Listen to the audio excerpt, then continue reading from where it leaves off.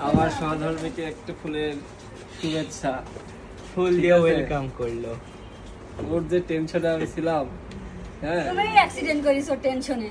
ঠিক আছে, আমার যা হয় তো আমার বাবু হয় ওই দিন অ্যাক্সিডেন্ট আমার- করে টেনশনে অ্যাক্সিডেন্ট করে না ওর দোষ ছিল মানে না, দোষ বিপদের হলো, উপর বিপদ। ঠিক আছে, দোষ হলো ওই লোকের ছিল।